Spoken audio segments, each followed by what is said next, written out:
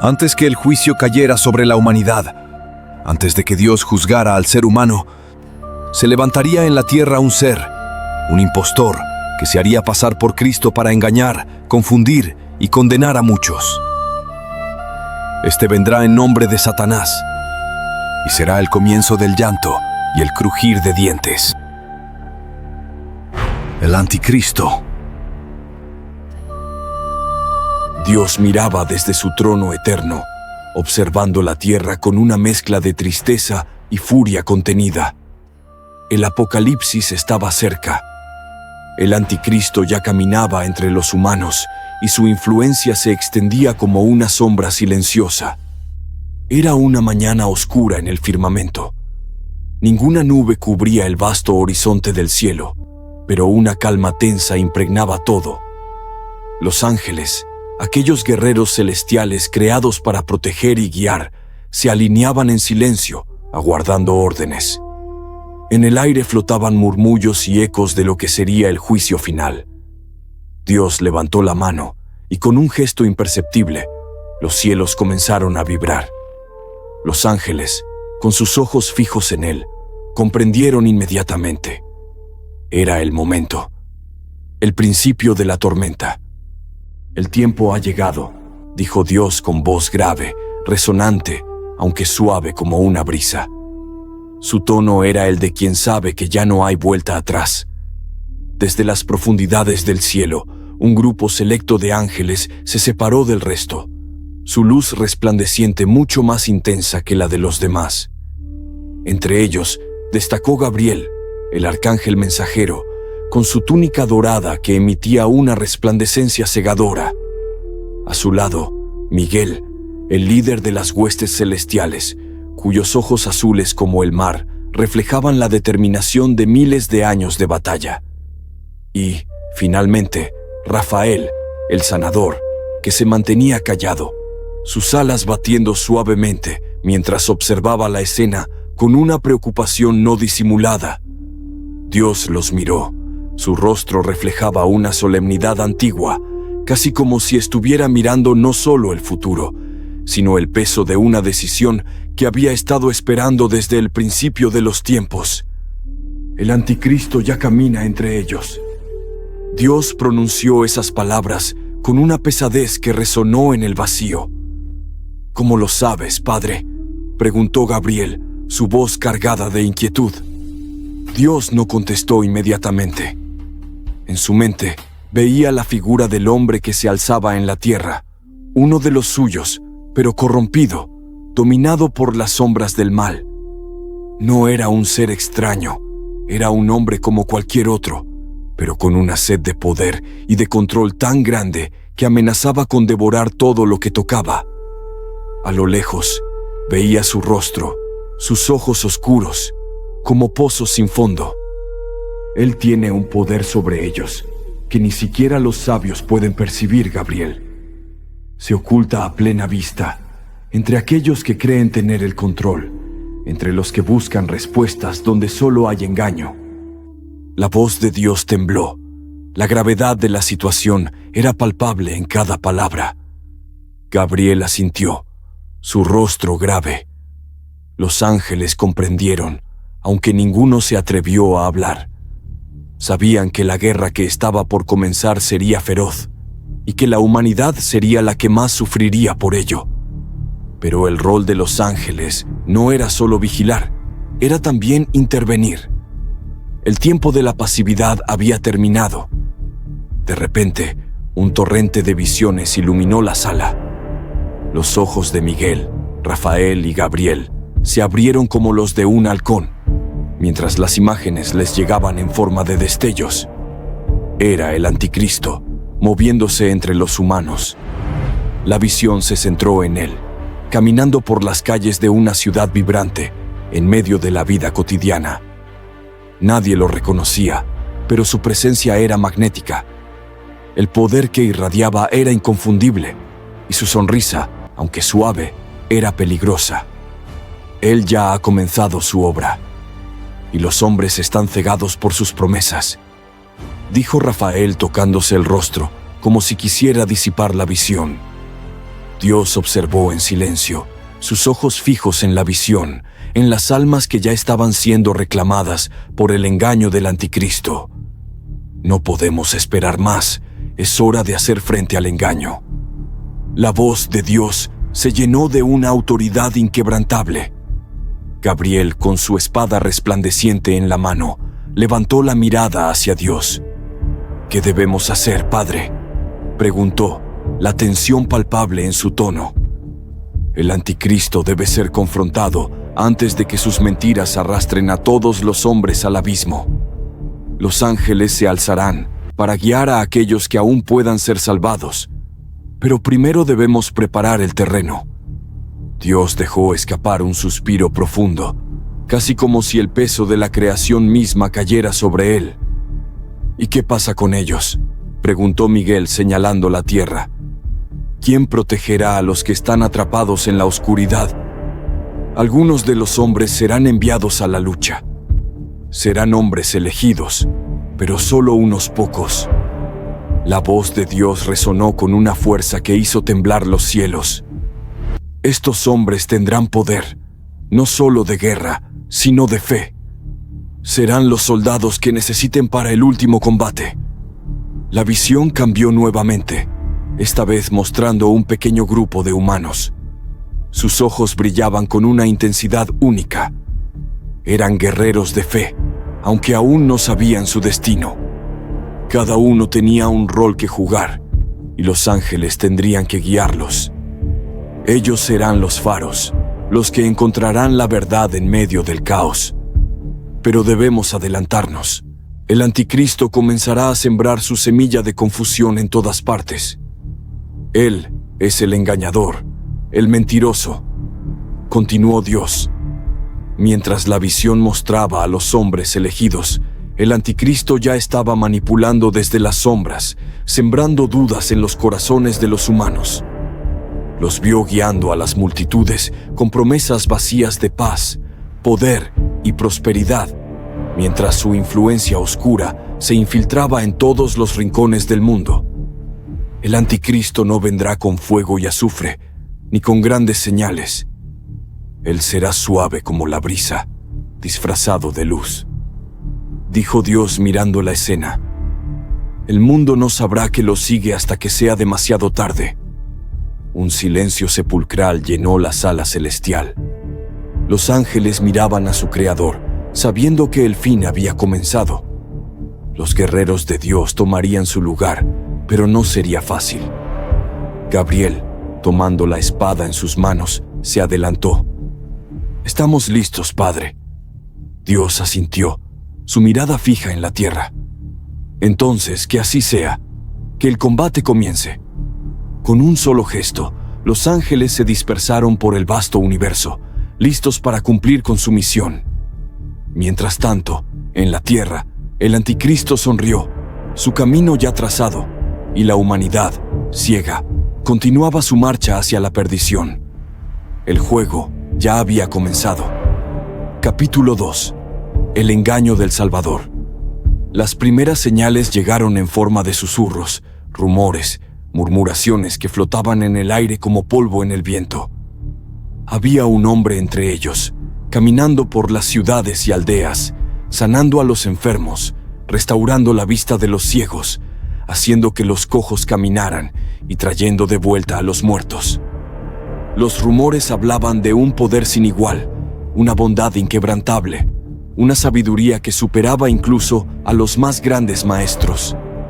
Y en su rostro se reflejaba la paz, una paz que parecía imposible en un mundo tan roto. La gente comenzó a llamarlo el Cristo.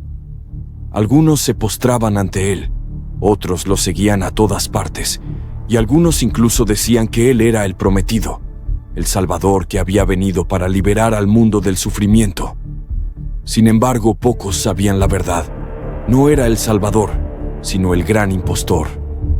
El anticristo, disfrazado como el Mesías, comenzó a caminar por la tierra como un hombre común, pero su poder no era común. No venía del cielo, ni de Dios, sino de la oscuridad. Lucifer, el ángel caído, había infundido en él un poder inmenso, un poder destinado a desviar las almas de los hombres hacia el abismo.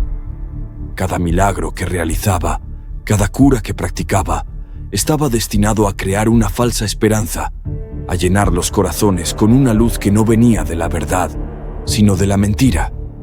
En una de las plazas más grandes de Jerusalén, una multitud se había reunido para ver al hombre que todos llamaban el Salvador. La gente que hasta hacía poco vivía en la pobreza, en la desesperanza, ahora sentía que la respuesta a todas sus plegarias había llegado. El anticristo se alzó en el centro de la multitud, su rostro sereno, sus ojos brillando con una luz seductora que parecía abrazar a todos los que lo miraban. ¿Qué queréis de mí, hermanos? Su voz era suave, como la brisa que acaricia el rostro en una tarde cálida. Pero en su tono había algo inquietante, una seguridad demasiado perfecta para ser humana. Un hombre, con la voz quebrada por el llanto, se acercó y se arrodilló ante él. «Maestro, mi hija está enferma. Ella está a punto de morir. Por favor, haz un milagro. Sana a mi hija». Su rostro mostraba desesperación, una desesperación que solo la esperanza de un milagro podía calmar. El anticristo miró al hombre por un momento. No hubo compasión en sus ojos, solo una fría determinación. «Tu hija será sana, pero solo si crees en mí. Si tienes fe en mí, yo te mostraré el poder que hay en mí. Yo soy el camino, la verdad y la vida», dijo el anticristo, su voz cargada de una autoridad que hechizaba. La multitud guardó silencio, esperando su respuesta. La fe de los hombres no era en Dios, sino en él. El anticristo levantó la mano y con un movimiento sutil, el aire a su alrededor pareció vibrar. La niña, que yacía moribunda en los brazos de su padre, abrió los ojos. Su respiración se estabilizó, su piel recobró color y en cuestión de minutos se levantó, completamente sana. «Mira a tu hija. Ella ha sido curada, como yo dije, porque yo soy el que puede dar la vida». El anticristo sonrió, sus dientes blancos como la nieve, brillando bajo la luz del sol. La multitud comenzó a vitorear, a cantar, a adorarle. Algunos caían de rodillas, otros levantaban las manos al cielo, y todos clamaban: «Es el Mesías, es el Salvador». Sin embargo, entre la multitud, un hombre de aspecto serio, un anciano sabio, miraba con desconfianza. Su nombre era Elián, un hombre de fe verdadera, uno de los pocos que aún mantenía su alma intacta en un mundo que comenzaba a volverse corrupto. Observó con detenimiento el rostro del Salvador, y algo en sus ojos le heló la sangre. «Este hombre no viene de Dios», pensó Elián. «No es él. Algo está mal». Elián se acercó, abriéndose paso entre la multitud, que seguía celebrando el milagro. Se plantó ante el anticristo y lo miró fijamente. «¿Quién eres realmente?», preguntó con voz firme, aunque su corazón palpitaba rápido. El anticristo lo miró con una expresión de desdén, como si no hubiera tiempo para las preguntas de un simple mortal. «Yo soy el que trae la salvación. Soy el que ha venido a sanar el mundo, a darle paz y prosperidad. ¿Acaso no ves lo que he hecho?», respondió, su sonrisa ahora más amplia, pero en sus ojos había algo oscuro, algo que Elián ya había visto en los ojos de los demonios que una vez enfrentó en su juventud. «No, tú no eres el Salvador. No hay paz en ti, solo engaño». Elián respondió con valentía: «Yo he visto a los verdaderos portadores de la luz, y tú no eres uno de ellos. El poder que usas no viene de Dios, sino de Lucifer». La multitud se quedó en silencio, y las palabras de Elián, como una espada, cortaron la atmósfera cargada de adoración. El anticristo frunció el ceño, y por un momento su fachada de bondad se quebró, mostrando algo más oscuro, más peligroso. «¿Qué sabes tú de mí?». Su voz se tornó amenazante, un susurro bajo que nadie pudo ignorar. Sé que todo lo que has hecho es para engañar a los hombres. Te has disfrazado de luz, pero eres la sombra misma. No engañarás a los justos. Elián respondió con firmeza.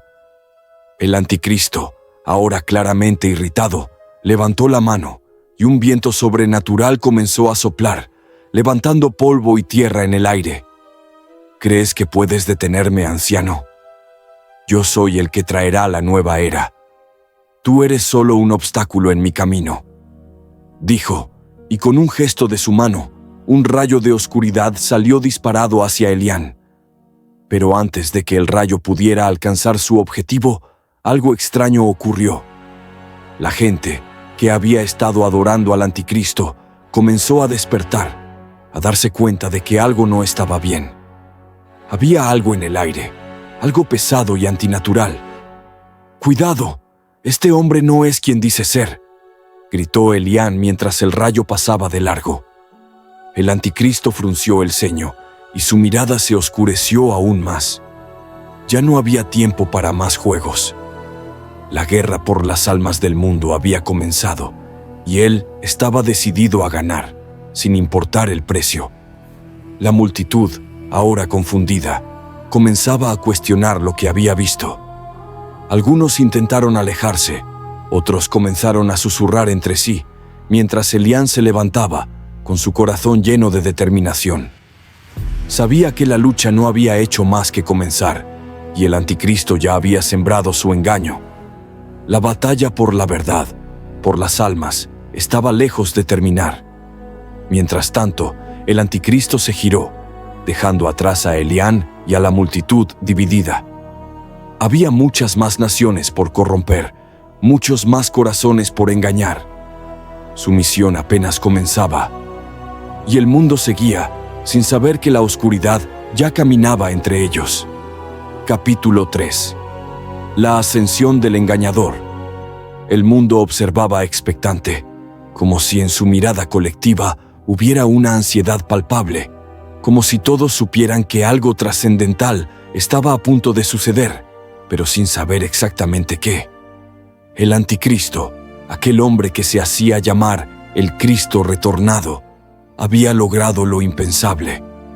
Con su carisma irresistible, su poder inexplicable y sus milagros que no dejaban duda, había conquistado no solo a una nación, sino a todo un continente. Y ahora, con una popularidad global que alcanzaba proporciones mesiánicas, el mundo entero esperaba su próximo movimiento. Se encontraba en la cúspide del poder. Los líderes mundiales, aquellos que una vez pensaron que él sería una moda pasajera, ahora lo miraban como una figura que no podían ignorar. Los gobiernos lo adoraban. Los economistas lo idolatraban. Los religiosos, aquellos que aún no se habían dado cuenta del engaño, se postraban ante él como el salvador del mundo. Los medios de comunicación lo hacían el centro de sus reportajes, y sus seguidores no hacían más que multiplicarse. Una tarde soleada, mientras las multitudes celebraban su ascenso, el anticristo apareció en la sede de la ONU, no como un invitado más, sino como el hombre que había sido elegido para traer la paz mundial.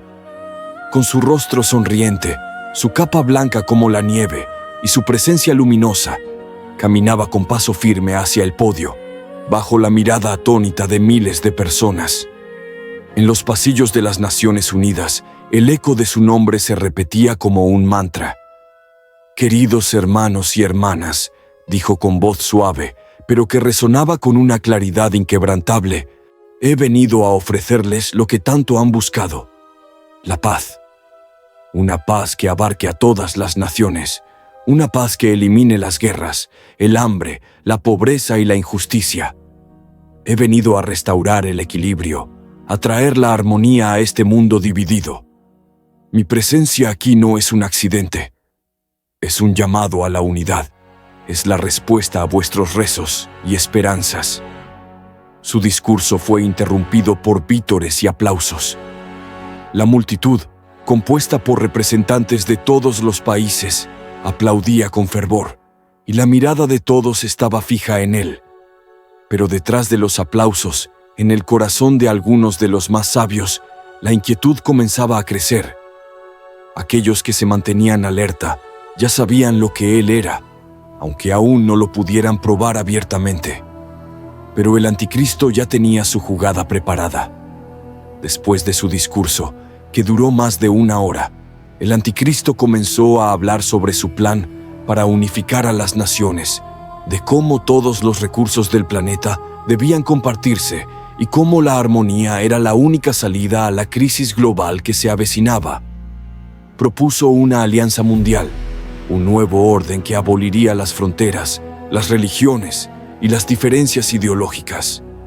Su visión era clara: el fin de los conflictos, el fin de la desigualdad. La humanidad ya no puede seguir dividida, continuó. Nos hemos separado durante tanto tiempo, luchando unos contra otros, odiándonos por cosas que no deberían separarnos.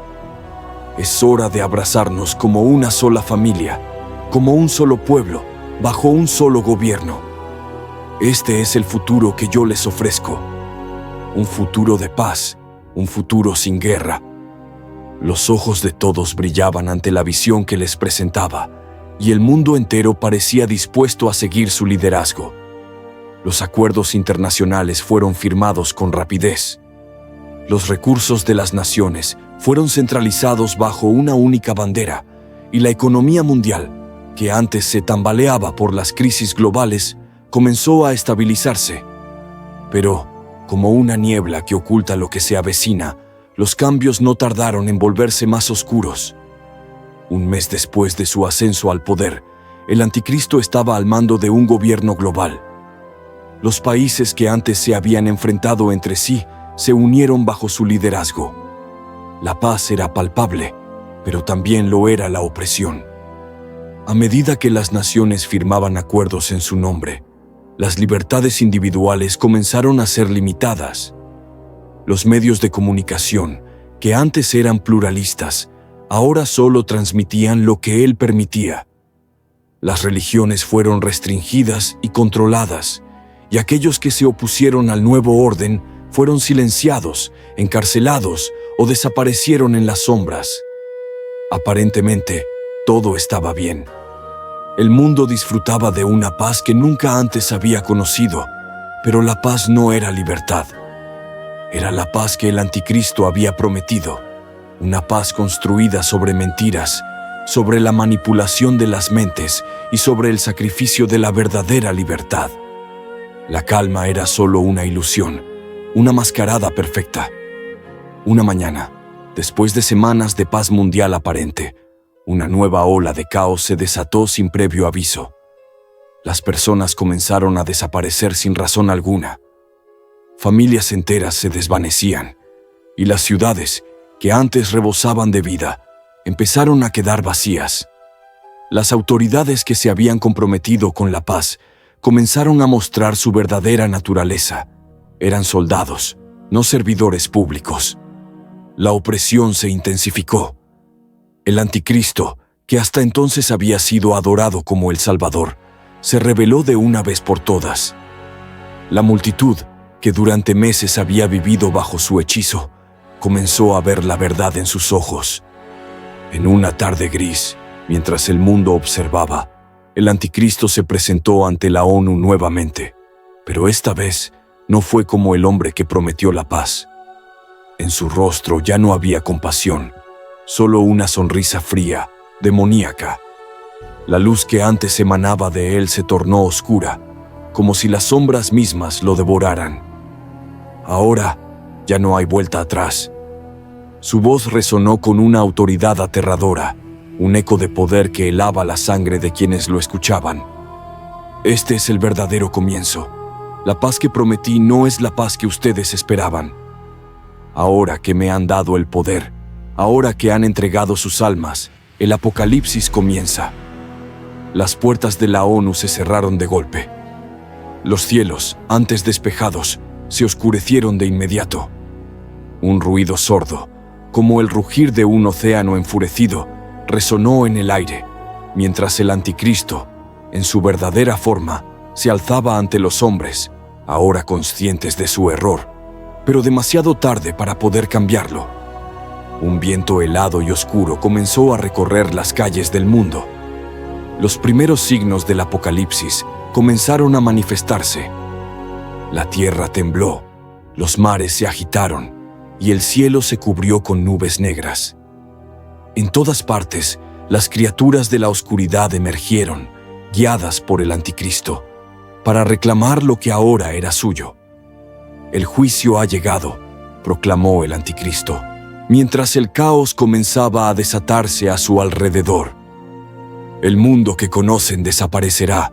No hay salvación para los que me han seguido. Y mientras el mundo, finalmente consciente de la verdad, caía en la desesperación, el Anticristo, ya en la cima del poder, observaba desde su trono. La humanidad había sido engañada y el fin había comenzado. Era tarde, demasiado tarde. Capítulo 4. El juicio final. El cielo, hasta entonces quieto y distante, comenzó a moverse. No era el viento ni la brisa suave que acariciaba las nubes. Era una sacudida profunda que atravesaba el firmamento como un terremoto. Los ángeles que habían estado observando desde lo alto, callados en su vigilancia, sintieron la vibración, el estremecimiento del universo mismo. El momento que había sido predicho en las Escrituras, que había sido anunciado por siglos, por fin había llegado. Desde su trono eterno, Dios observaba la tierra, ahora completamente sumida en la oscuridad del engaño. El Anticristo, que había dominado con su seducción y promesas, ya había completado su obra. Las naciones se arrodillaban ante él, adorando su falsa paz, ciegas al abismo que los rodeaba. En cada rincón del mundo, millones de almas habían sucumbido a su poder. Habían sido arrastradas por la mentira, por el deseo de una salvación fácil y pacífica, y ya no había marcha atrás. Ellos habían sellado su destino al seguirlo, al poner su fe en aquel que nunca podría salvarlos. Dios, sin embargo, no miraba con ira, sino con una tristeza infinita, como quien ha visto el destino de sus hijos ya escrito y sabe que no hay forma de impedirlo. Con un suspiro, levantó la mano. En el instante que su dedo tocó el aire, el cielo se rasgó. Un resplandor cegador atravesó el firmamento y las estrellas parecieron desaparecer momentáneamente, como si el cielo mismo se estuviera abriendo, como una puerta al juicio. Las trompetas del juicio sonaron, resonando en toda la creación. La primera trompeta, un sonido profundo, como el retumbar de los mismos cimientos del mundo, hizo que todos los seres en la tierra se detuvieran, paralizados por el miedo que la misma vibración de su sonido les causaba.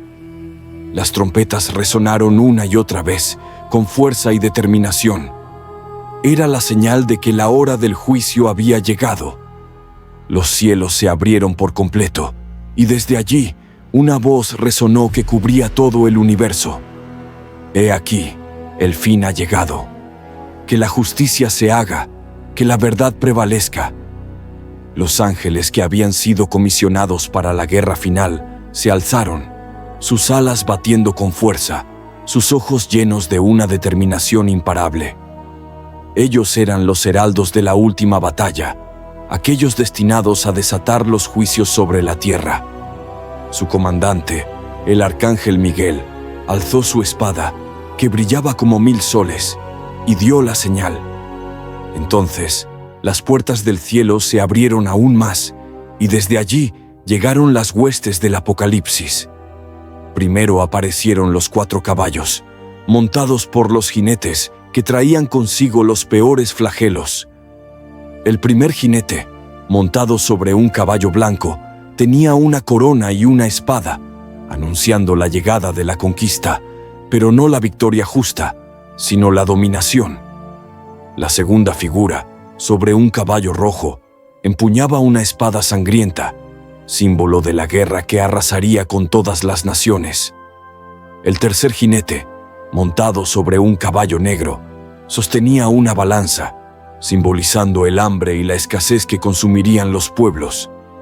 Finalmente, El jinete sobre el caballo pálido, cuyo nombre era Muerte, cabalgaba acompañado por el infierno mismo, trayendo consigo la devastación y el fin de todos aquellos que habían caído en la mentira del anticristo.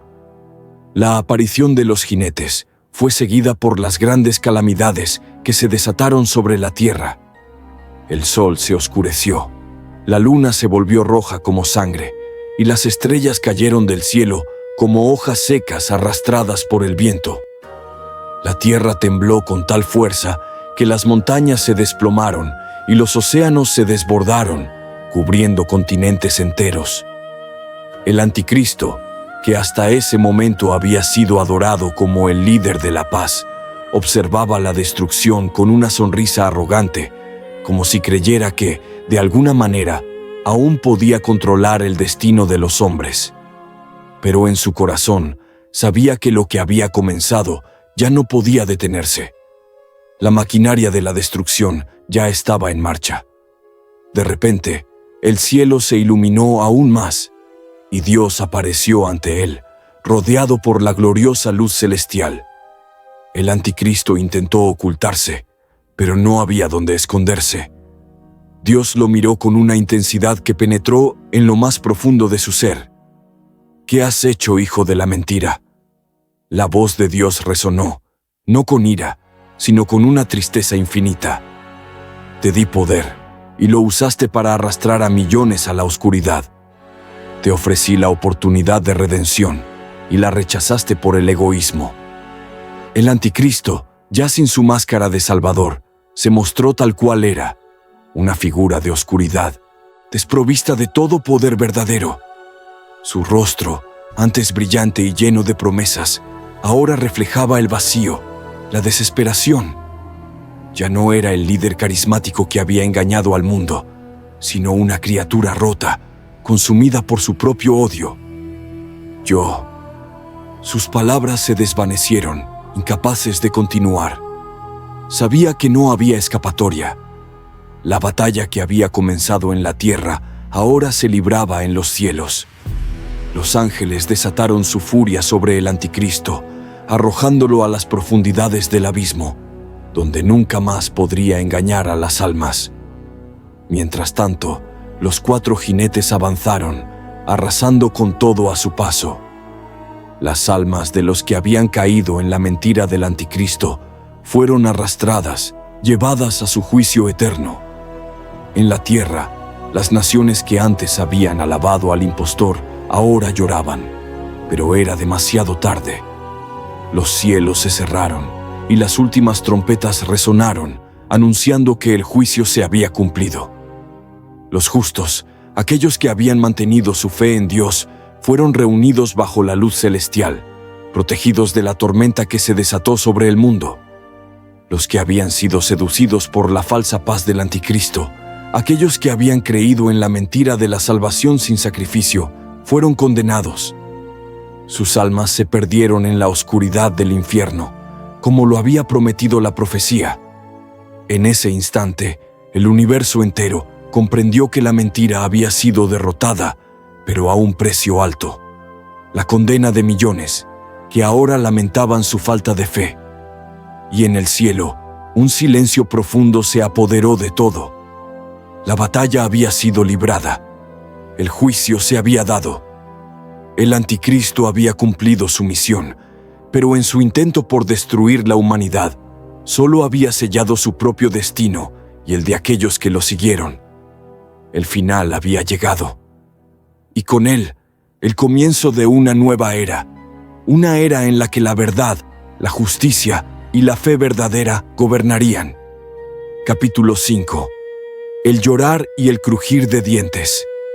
El mundo se había transformado en un escenario de sufrimiento y desesperación. La paz prometida por el anticristo ya era un recuerdo lejano, reemplazada por el caos absoluto que se desató con el juicio final. Los cielos, en su furia divina, seguían cerrados, y la humanidad se encontraba atrapada en una pesadilla sin fin. No había refugio, ni consuelo. El sol, apagado y sombrío, apenas iluminaba un mundo que se retorcía bajo el peso de las calamidades. La tierra misma parecía estar herida, sangrando a través de grietas y grietas profundas, como si los propios cimientos del mundo estuvieran desmoronándose. Los océanos, antes vastos y poderosos, ahora se agitaban en tormentas interminables, golpeando la tierra con furia. Las ciudades, que una vez fueron orgullosas y llenas de vida, ahora estaban desmoronadas, cubiertas por las sombras de la muerte. El eco del llanto humano resonaba por doquier, y un ruido constante, como un crujir de dientes, retumbaba en el aire, mezcla de dolor y desesperación. La muerte, ese último refugio que había sido parte de la humanidad desde tiempos inmemoriales, ya no existía. El concepto de morir había sido borrado del universo. Los humanos, atrapados en sus cuerpos que ya no podían perecer, sufrían eternamente, pero sin la esperanza de la liberación que la muerte había prometido alguna vez. La carne se pudría, los cuerpos se desintegraban, pero no caían, no descansaban. Era un tormento continuo, una agonía interminable.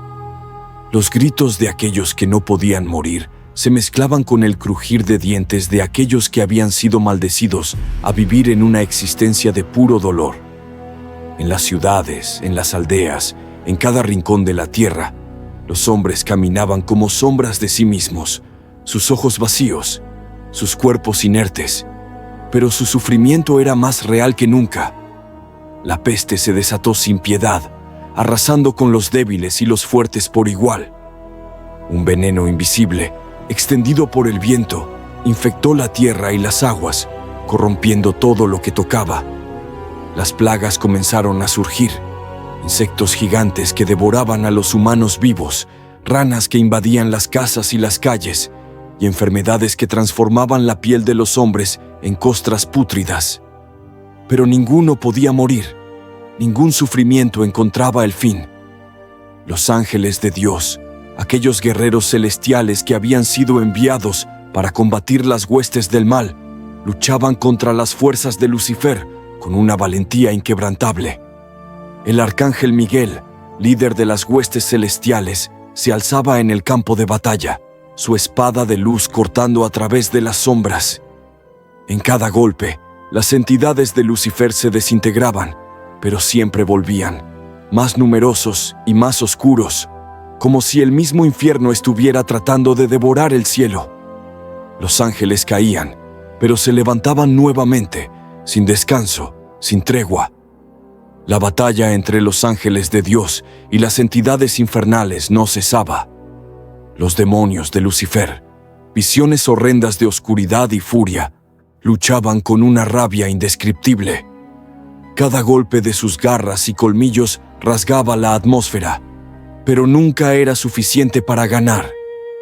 El cielo y el infierno se encontraron en un punto de fricción, y el mundo se convirtió en el campo de batalla, donde los ángeles y demonios se enfrentaban sin cesar. La tierra temblaba bajo el peso de la guerra cósmica, y el aire estaba lleno de gritos y rugidos de combate. Sin embargo, mientras las fuerzas celestiales luchaban con valentía, la humanidad seguía atrapada en su propio tormento. Nadie podía morir, nadie podía escapar del sufrimiento. Era un ciclo interminable de dolor y agonía. Y en medio de todo esto, aquellos que habían creído en las mentiras del anticristo, aquellos que lo habían seguido ciegamente, ahora se encontraban atrapados en el peor de los destinos. Ya no tenían la esperanza de la salvación, ya no podían redimir sus almas, solo podían sufrir eternamente. En medio de las tinieblas, aquellos que aún mantenían su fe en Dios, aunque pocos, comenzaban a levantarse. Se aferraban a la última chispa de esperanza, mirando al cielo, donde aún brillaba una luz lejana, aunque cada vez más difusa.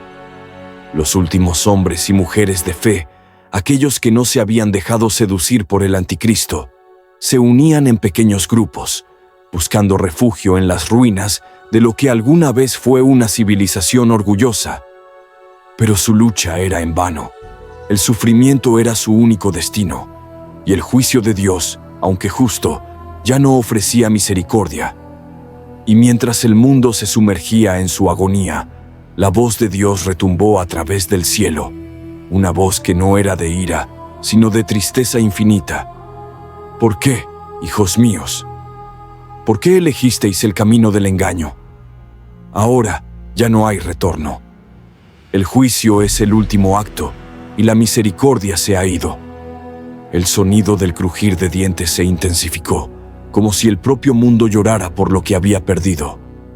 La humanidad, condenada a vivir en el sufrimiento eterno, miraba al cielo, sin entender, sin poder escapar de lo que ellos mismos habían traído sobre sus cabezas. La luz se desvanecía poco a poco, y los últimos vestigios de esperanza se desmoronaban. Pero los ángeles de Dios seguían luchando. Su batalla en el cielo no había terminado. Con cada victoria, una chispa de luz se encendía en la oscuridad. Sin embargo, el costo de esa luz era alto, y el tiempo comenzaba a agotarse. Los humanos, atrapados en su tormento, no podían entender lo que estaba sucediendo a su alrededor. Todo parecía un sueño distante, una pesadilla que no tenía fin. Las plagas continuaron su curso, arrasando con la humanidad. El hambre devoraba las entrañas de los hombres, las enfermedades los consumían, y las criaturas infernales los perseguían sin cesar. En el cielo, los ángeles luchaban sin descanso, pero el mundo ya no podía ser salvado. Era el apocalipsis, y el llorar y el crujir de dientes no cesaban. Pero aún en la mayor oscuridad, una verdad persistía. La batalla por las almas no había terminado. Aún quedaba esperanza, pero ésta solo podría encontrarse en aquellos pocos que no habían sido corrompidos por la mentira del anticristo. Sin embargo, el tiempo ya no estaba de su lado. Las Escrituras hablaban de la venida de Dios como algo que sería inconfundible. En los Evangelios, Jesús mismo lo había prometido. El Hijo del Hombre vendrá en las nubes del cielo, con poder y gran gloria. Mateo 24:30. Sería un evento sin paralelo en la historia, algo que no podría ser ignorado. El cielo se abriría, el sol se oscurecería, y el sonido de la trompeta anunciaría la llegada del Señor. Pero ahora, después de la ascensión del anticristo, de la confusión creada por sus mentiras y falsos milagros, ¿cómo podríamos distinguirlo? La humanidad había sido testigo de la mentira disfrazada de verdad. El anticristo había caminado entre ellos, haciendo milagros, curando enfermos, resucitando muertos, y todo esto había sido suficiente para ganar su confianza. Su poder, aunque claramente malvado, había sido tan real, tan convincente, que incluso los corazones más firmes comenzaron a dudar de sus propias convicciones. Y, sin embargo, ese poder no venía de Dios, sino de la oscuridad misma, del príncipe de las tinieblas. Con su apariencia de Salvador, el anticristo había logrado engañar a millones, y aquellos que confiaron en él ahora se encontraban atrapados en su red. Pero no era solo el poder lo que lo hacía peligroso. Era su capacidad para manipular la fe, para sembrar en los corazones humanos una idea equivocada de lo que era la verdadera salvación. Con cada paso que daba, el anticristo tejía una mentira más profunda, una mentira que cambiaría para siempre la forma en que la humanidad vería a Dios. Y ahora, la pregunta seguía flotando. ¿Cómo sabríamos que la verdadera venida de Dios había llegado? Para aquellos que aún mantenían la fe, para los que se aferraban a las Escrituras, la venida de Dios sería inconfundible. Sería un acto que no dejaría lugar a dudas. Nadie podría decir que fue una ilusión o un truco de la mente. La gloria de Dios sería tan brillante y tan poderosa que oscurecería toda mentira. Los cielos se abrirían y la humanidad vería al Hijo del Hombre descender con gran poder y majestad. Los muertos resucitarían, las trompetas sonarán y los justos serán reunidos en su presencia. La paz eterna reinaría sobre la tierra y el sufrimiento se acabaría. Pero a pesar de que la venida de Dios sería clara para los justos, el anticristo, ese maestro de la mentira, ya había sembrado las semillas del engaño. Los días previos al retorno de Cristo serían oscuros y confusos. Los hombres y mujeres de fe que se habían dejado engañar por el anticristo mirarían con cautela cualquier señal en el cielo. Y aquellos que, por temor o por codicia, se habían alineado con el falso Salvador, ahora encontrarían que su fe en él era en vano. El anticristo, mientras tanto, no se quedaría quieto. Sabía que su tiempo estaba limitado y que la verdadera venida de Dios significaba su derrota definitiva. Entonces, con su astucia infinita, comenzó a preparar el último engaño. Se haría pasar por Dios mismo. Los ojos del mundo, acostumbrados ya a ver milagros y maravillas, se verían una vez más atraídos por algo que parecía ser divino. El anticristo, en su última jugada, se manifestaría en el cielo como un ser de luz, tan deslumbrante que muchos caerían de rodillas ante él. Se presentaría como el retorno de Cristo, como el Salvador que había venido a traer paz a la humanidad.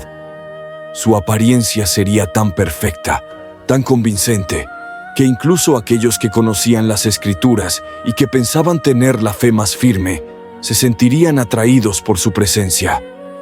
«He regresado para guiaros a la paz eterna», diría con voz suave, pero llena de autoridad, mientras la multitud caía a sus pies, temblando de adoración. A muchos les parecería una confirmación de todo lo que habían esperado. Habían sido engañados por tanto tiempo que ya no sabían cómo distinguir lo verdadero de lo falso. Los milagros que realizaría, las señales en el cielo, la perfección de su presencia, todo lo haría parecer legítimo. Y mientras el anticristo continuaba su actuación perfecta, aquellos que ya habían sido seducidos por sus mentiras se arrodillarían ante él, ciegos ante el abismo en el que se adentraban. Pero aquellos que verdaderamente conocían la palabra de Dios, aquellos que se aferraban a las enseñanzas del Evangelio, sentirían una corazonada. Había algo en ese ser, algo en su mirada, que no era del todo correcto. Las Escrituras ya lo habían advertido. El Mesías volvería con poder y gloria, pero nunca de una forma en la que el hombre pudiera ser engañado.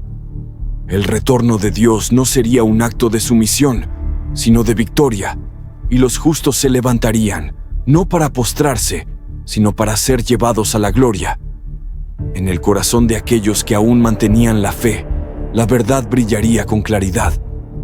No sería el anticristo quien salvaría el mundo, sino Cristo, el Hijo de Dios. En esos días, la humanidad se dividiría aún más. Los que se habían dejado seducir por las falsas promesas del anticristo no podrían escapar de su engaño. Y aunque algunos se resistirían, muchos serían arrastrados por la corriente de la mentira. El anticristo, en su última gran jugada, intentaría convencernos de que él era la respuesta a todas nuestras preguntas, que él traería la salvación, pero la verdad sería demasiado clara para aquellos que aún mantenían la fe en el Dios verdadero. Su venida no sería un falso milagro, sino la destrucción de todas las mentiras, la victoria sobre el mal, el triunfo final de la luz sobre las tinieblas. El momento final se acercaba, pero antes de que llegara la verdadera venida de Dios, la humanidad tendría que enfrentarse al más grande de los desafíos: la capacidad de discernir la verdad de la mentira. Solo aquellos que permanecieran firmes en su fe serían capaces de ver más allá del engaño, de ver la luz verdadera en medio de la oscuridad. Y al final, cuando la verdadera gloria de Dios se revelara, el anticristo sería arrojado de nuevo al abismo, donde nunca más podría tentar a las almas de la humanidad. Pero antes de eso, el mundo estaría dividido. La lucha final por las almas ya había comenzado. Y la pregunta seguía: ¿serías tú uno de los que reconocerían a Dios cuando Él regrese, o caerías en la mentira del gran impostor? El final del mundo, tal como lo conocemos, no es solo un evento físico o cósmico. Es, en primer lugar, un reflejo de lo que ocurre en los corazones y las almas humanas. Las calamidades que asolan la tierra, los cataclismos naturales y las plagas son símbolos de la decadencia moral, espiritual y ética de una humanidad que a lo largo de los siglos ha elegido apartarse de lo divino. Este no es solo el fin de un planeta, es el colapso de una civilización que decidió ignorar el llamado a la verdad y la justicia. Las calamidades son inevitables cuando una sociedad pierde su rumbo.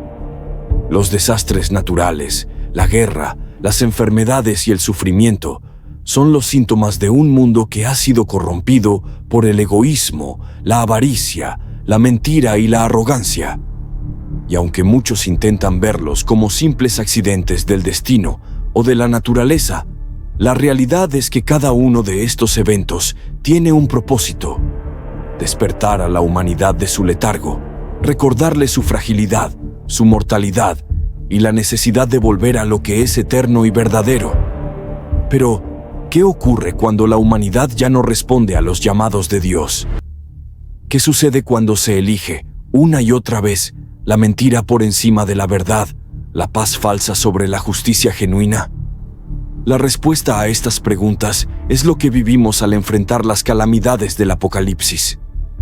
No son castigos arbitrarios, sino consecuencias naturales de un rechazo deliberado a la verdad divina.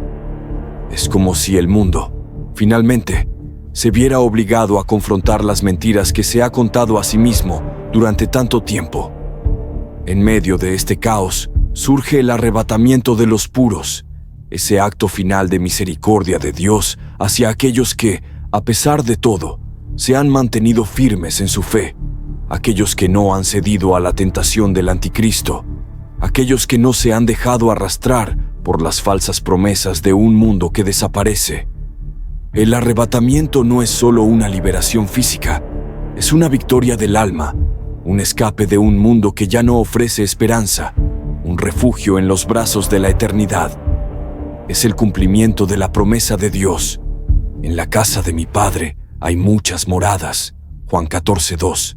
Y al final, aquellos que han elegido el camino de la verdad son llevados hacia esa morada, lejos del sufrimiento y del engaño. Pero el arrebatamiento también es una advertencia para aquellos que quedan atrás. Si bien es una bendición para los puros, es un recordatorio doloroso de la consecuencia de la desobediencia. Es la culminación de una larga historia de decisiones humanas que han llevado a la humanidad a este punto crítico. Y no es un punto de no retorno solo para aquellos que son llevados al cielo, sino también para aquellos que quedan atrapados en la oscuridad del mundo, que aunque aún está allí, ya no tiene esperanza de redención. La partida de los justos es la última señal de que la oportunidad de arrepentimiento se ha agotado para muchos. Es la última llamada que, al ser ignorada, marca el fin de toda posibilidad de salvación para los impíos. El fin del mundo es, en última instancia, la manifestación de la justicia divina. No es un fin que llegue de forma ciega o vengativa, sino una conclusión necesaria al ciclo de desobediencia y corrupción. La tierra, como organismo vivo, ya no puede soportar más la contaminación espiritual que se ha derramado sobre ella. La caída del hombre y su alejamiento de lo divino han causado una fractura que solo puede repararse a través del juicio. Y ese juicio, aunque doloroso, es esencial para restaurar el equilibrio cósmico, para liberar al mundo de su esclavitud al pecado y al caos. Sin embargo, el arrebatamiento de los justos nos recuerda que hay esperanza, que el final no es una condena definitiva para todos. Para los que se han mantenido fieles, para los que han luchado por la verdad, la justicia y la bondad en un mundo que se desmoronaba, hay una promesa eterna de paz y alegría. Ese arrebatamiento no es solo el final de las calamidades, es el comienzo de la verdadera vida. Es la entrada en la presencia de Dios, la vida eterna que no conoce sufrimiento ni dolor. Para los puros, ese momento es el clímax de todo su viaje espiritual, el fin de todas sus luchas y pruebas. Pero, al mismo tiempo, nos invita a reflexionar sobre la urgencia de nuestras propias elecciones.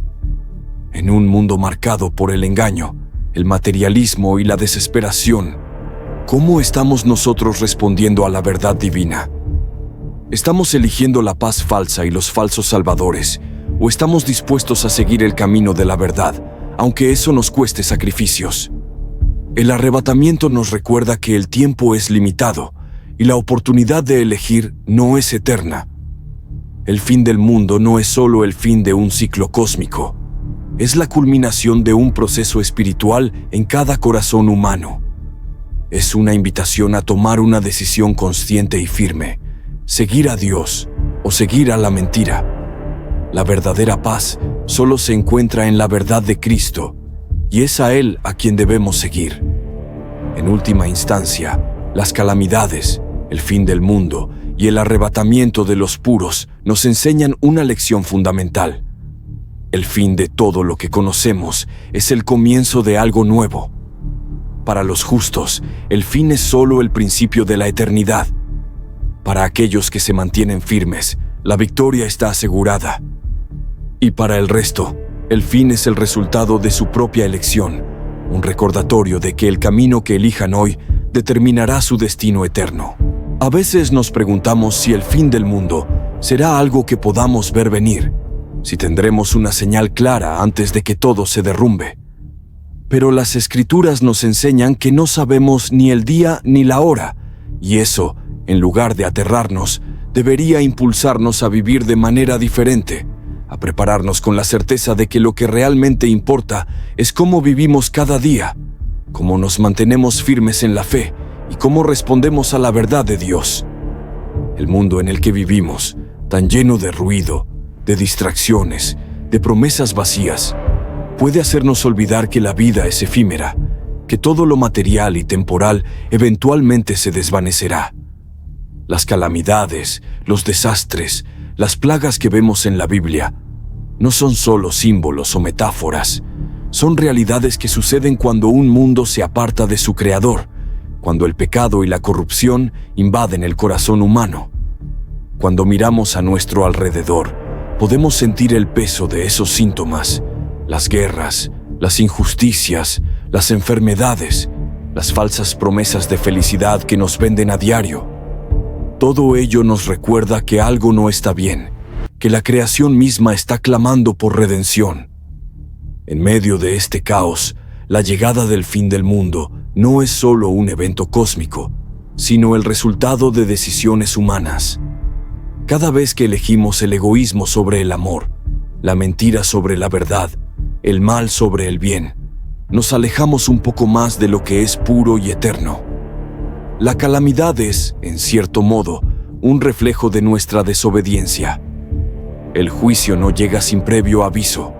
Lo que vemos en la tierra, las luchas internas y externas, son recordatorios de que hay un camino de vuelta, una oportunidad para arrepentirnos y restaurar lo perdido. Y entonces llega el arrebatamiento de los puros, ese acto de misericordia divina para aquellos que han permanecido fieles, que no han sido engañados por las falsas promesas del mundo, que no se han dejado arrastrar por el anticristo, ni por la corrupción que se ha apoderado de la humanidad. Este no es solo un escape, sino una confirmación de que aquellos que han mantenido su fe, que han vivido con el corazón limpio, recibirán la recompensa que se les ha prometido. El arrebatamiento es, en esencia, un regreso a lo que realmente importa, la comunión eterna con Dios. Pero mientras esos justos son elevados a la gloria de Dios, el mundo se queda atrás, en su tormento. La división es clara. Los que han vivido en la luz, que han caminado en la verdad de Cristo, son llevados al refugio eterno, mientras que los que eligieron el engaño enfrentan las consecuencias de su desobediencia. La imagen es profundamente triste, pero también poderosa.